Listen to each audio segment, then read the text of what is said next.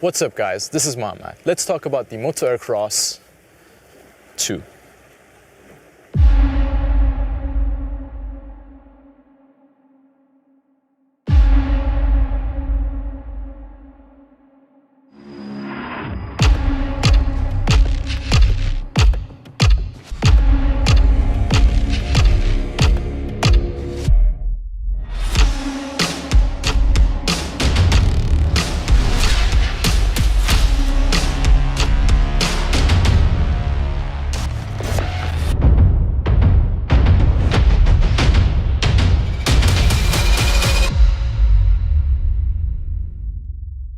So I got the Moza Aircross 2 6 months ago when I was looking for a lightweight gimbal that could support the Panasonic GH5 and Sigma 18-35 combo. The size and the weight of the gimbal was of utmost importance to me. I needed a gimbal for real estate videography, and those shoes can easily take 12 hours a day. And that's because here in Istanbul, most of the luxurious places are part of a compound, or sites as they call it here, and that means they have several model apartments, houses or villas that we need to cover, as well as all the facilities and the areas surrounding them. Needless to say, I needed the lightest possible setup, and the Moza Aircross 2 only weighs around 1 kilogram, which is quite light for what this gimbal can do. A topic that is quite talked about these days is weight versus build quality. Of course, a full metal build would have a much better feeling build quality, but it would be heavy, whereas a full plastic build would feel less premium. So what manufacturers opt to do is have part metal, part plastic builds. So the issue is the stigma with plastic. We usually associate plastic with being less premium than metal. But if the manufactured plastic is of high quality, you save on weight and have decent build quality as well. But this is not a balance that most manufacturers can get right though. I think Nikon have found the answer with their Z-series lenses, which are made of plastic so they're light but have excellent build quality. Anyway, to get back to the Aircross 2, I have mixed feelings about the build quality. While I do like the grip and the metal parts, some of the buttons and the areas around them do feel less premium. But overall, I would rather have a lighter gimbal. While it is light and compact, it is still not compact enough for you to just throw in a backpack. You would need to put it in the tripod part of your bag if you need to take it with you. The advertised maximum payload for the Moza Aircross 2 is 3.2 kilograms, and I believe that. I have pushed this thing far past its comfort zone, and it has never failed me. So how's the performance? How stable is the Moza Aircross 2? Very stable. Now keep in mind, when it comes to gimbals, what you give is what you get. Your footage won't look stable if you are not. You need to learn about your specific gimbal, what it likes and what it doesn't like. Remember, gimbals aren't magic and require you to put in the work as well. But thankfully, the learning curve for the Moza Aircross 2 is not that much, and once you get your bearings, the results are quite nice. The only time I've noticed jitters is when shooting close-ups or extreme close-ups. And to be fair, it is very hard to keep any gimbal or camera steady when shooting close-ups. You would need a tripod, but with controlled movement and careful planning of the shots, you can do it with the Moza Aircross 2. It is doable. A while ago, I did a video about balancing the Moza Aircross 2, and what I said in that video still holds true today. The Aircross 2 has locks on all the axes, which means it is easy to balance. The only issue I've found is the tilt axis. It seems that the screw that tightens the tilt axis actually affects the balance as well. So you would have the camera balanced on your gimbal, and then you would, tighten the screw and it would just be off balance again. So you would need to keep that little offset in mind whenever you are balancing the tilt axis.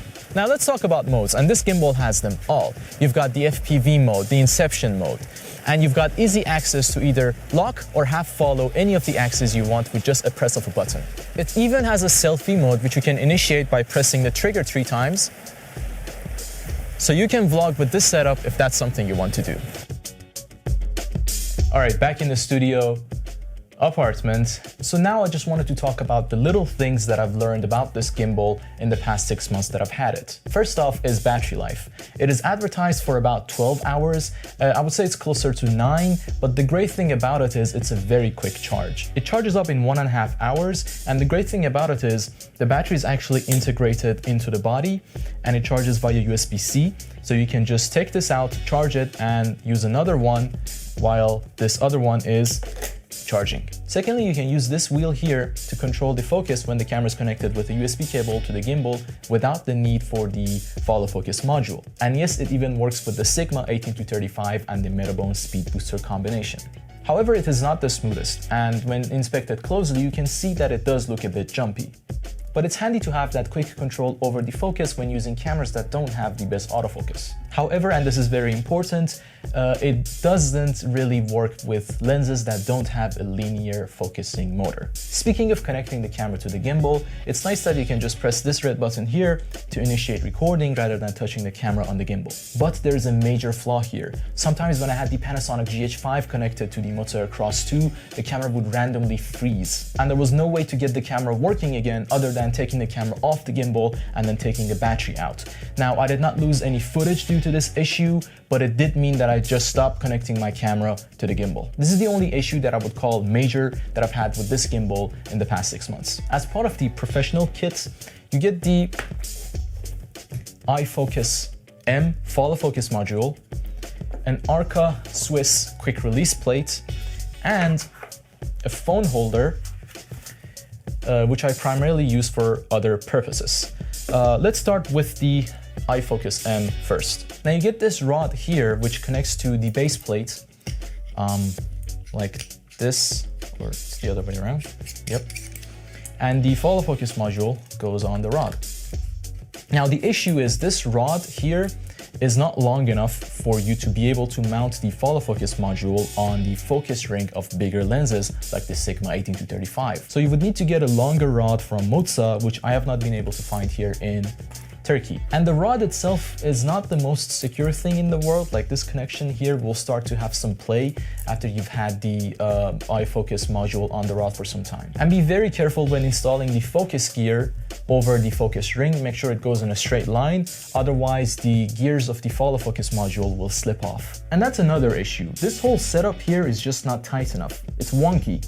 Moza says you can mount the follow focus motor under the lens for it to be more secure, and that is better, but it's still not ideal. You will have to grab that motor and stick the gears back together from time to time. The phone holder itself is nice, it is easy to set up, and it does rotate whichever way you want.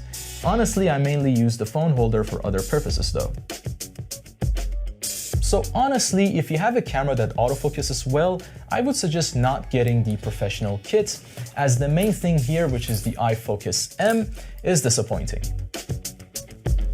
The Moza Aircross 2 is a very good gimbal. It is light, it performs well, and it has a very generous payload of 3.2 kilograms, and its price is very competitive compared to other brands. It does have some quirks, but honestly, most gimbals have quirks. You just have to find the gimbal that works well for you within your budget range. And for my gimbal needs, the Moza Aircross 2 fits all the bills. So that's it for this review, guys. I hope you liked it and found it informative. Please leave a like on this video, let us know what you think in the comments, go back and watch all my other videos, and subscribe to my channel. Till next time.